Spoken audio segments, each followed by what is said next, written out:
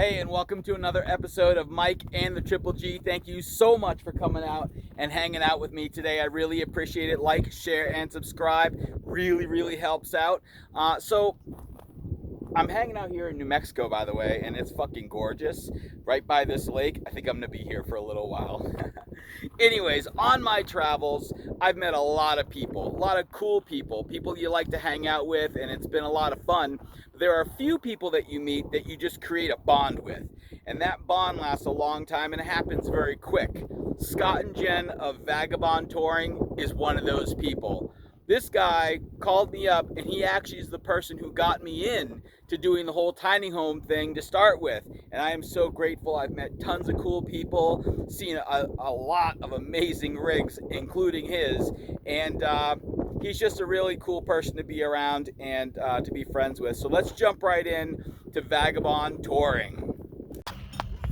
This is Scott from Vagabond. What's going on, man? What's going on, mate? All right, what you got going on here? Well, we are currently at the Great American Tiny House Show in Colorado Springs, and we are on display. This is our 35-foot Bluebird, along with our little kiosk area for our clothing line, Vagabond Swag Apparel. So, shameless plug time. Yeah.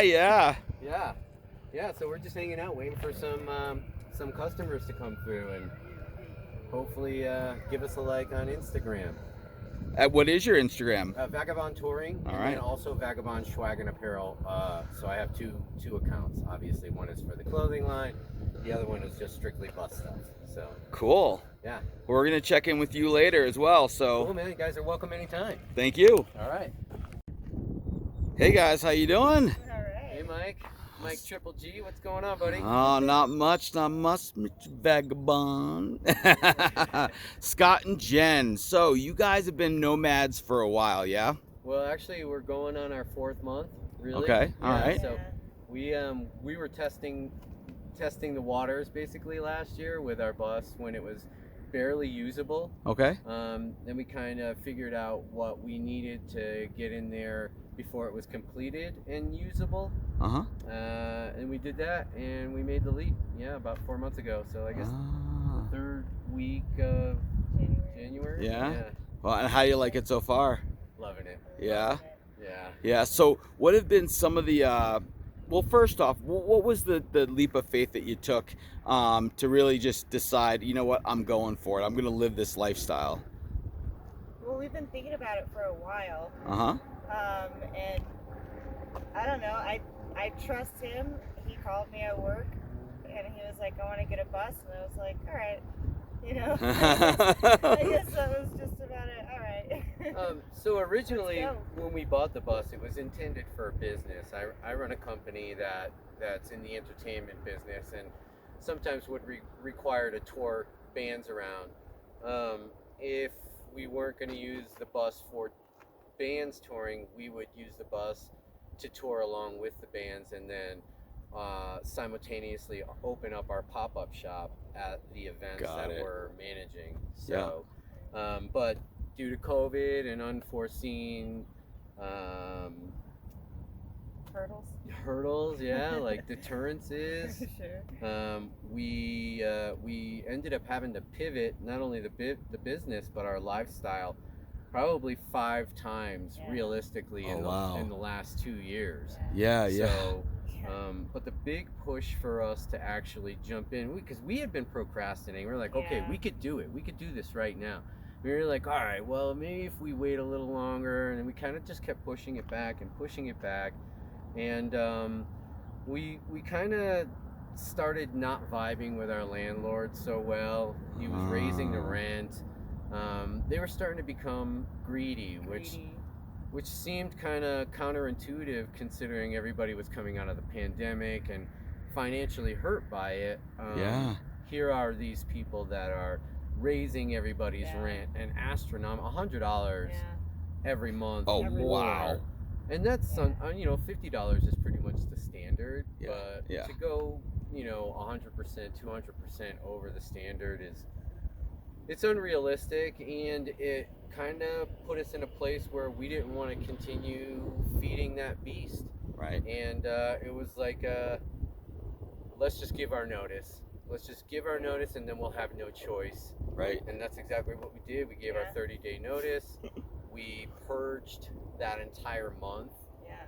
Made a few minor adjustments over that month on the bus. Like, our toilet still wasn't even really ready.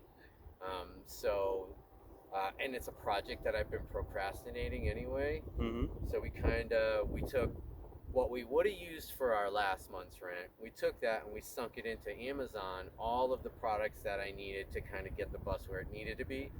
So that month while we were purging, we were also like finishing up some stuff, like realistically things that had to be finished before we were in there. Yeah. And it was crunch, but and we didn't really know what we were gonna do. Fortunately, we found a farm that had some land that they were willing to rent a small plot for us, and that kind of gave us the I guess the kick in the ass, if you will, to get out and go. And then we just said we'll go to the land and we'll figure it out from there, step by step, and really now we've begun the season of festivals, which puts us on the road anyway. Right. So our intention for the summer coming up and the season after is basically to just nomad right through from festival to festival, and kind of take it all in and enjoy the lifestyle as much as we can. Cool. So have you found, since you've been on the road there, to be any major challenges, like with good times and bad times, I like to say?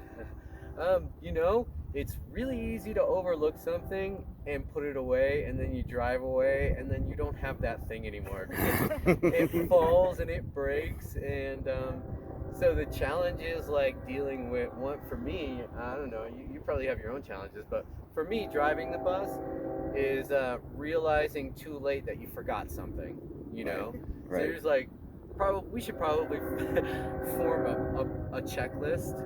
Right. So that we can go over everything. But yeah, I think that and the gas prices are ridiculous. Yeah. Those are two huge challenges. That's the major thing. What are yours? Challenges, I guess, since we're in the bus and it's not completely finished, my only challenge is not having a working shower at home. But that's only for the time being. Right. And that's not far from now. Like, right. We're going to be done. So. Yeah, well, our water system still isn't complete, so we're like really roughing it as far as like the standard of living, but we're like glamping, if you consider it to be camping. You know? We have all the comforts of home, well, except for not being completely done, but we have all the comforts of home. We've got our big TV, we've got our nice comfortable bed, our couches. He's got an oven range that works better than a normal residential range. It might even be better. Yeah, we definitely have all the creature comforts, and what we're lacking is on the way. So, I'm okay with roughing it. Like, sometimes we have working showers just because of where we're at. Yeah. Or sometimes I just heat up water in a pot. And, absolutely. I'm gonna be honest. I get clean that way. Yeah. And I feel good. I feel clean. I'm pretty sure she would tell me if I wasn't. So, yeah. Which brings me to another thing. What about the dynamic? There's two of you on the bus. I hear all the time. There's couples that they're like, yeah, this is great, and then all of a sudden they get in their bus and everything falls apart. Or it goes great. We hated each other way before we moved in the bus. Okay. No, we've been together for 15 years. Oh, wow. Honestly, we've gone through so much. Not only have we lived in a tiny house previous to this, but when we were coming up, before we were actually successful with our lifestyle, we were living in tiny apartments, you know what I mean? 2 or 1 bedroom apartments that maybe a little bit more square footage than this. And and we've traveled the country, cross country, 4 times together. Times. Wow. So like in a Jeep. Yeah. I don't think there's anything like. It's a little more comfortable to do that in. You know, you've seen our bus, right? Yeah, and yeah. So we created an open space so that we're never really rubbing against each other. Yeah. Not that we mind that, but our floor plan's a little bit unique in the way that we don't feel so claustrophobic. Yeah. Even with having a guest in, like we had a guest this weekend during this festival, and we were all just super comfortable. Yeah. You know, you could hotbox that place pretty quickly if it were, you know, a stink situation, but we keep it really clean, you know. Yeah. So, You know. Yeah. So is there any advice that you would tell any of my viewers that are thinking about getting out there and just taking on this lifestyle? What's your best advice for them? Just do it. Just jump in, because if not, like a lot of people procrastinate like a big decision like this. We did. We procrastinated for almost a year. Yeah. Okay. It really is a big decision to go from like a regular house Yeah. to a house on wheels that you pretty much built yourself. So, I mean, it is a big decision, but jump in because it's exciting. I would say be ready to step out of your comfort zone.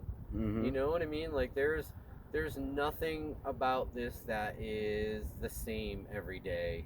Right. You know? Right. I mean, it's great if you get to a place and you're there for a few weeks or even longer and you get to be stationary. But even then, like the challenges are day to day, and you really have to be able to step out of your comfort zone. But most importantly, I agree with Jen. Like, if not now, when? Like, Yeah. if you, No time like the present. Mm-hmm. you know, it's not for everybody, but I imagine that the people that do enjoy it will enjoy it to the fullest. Yeah.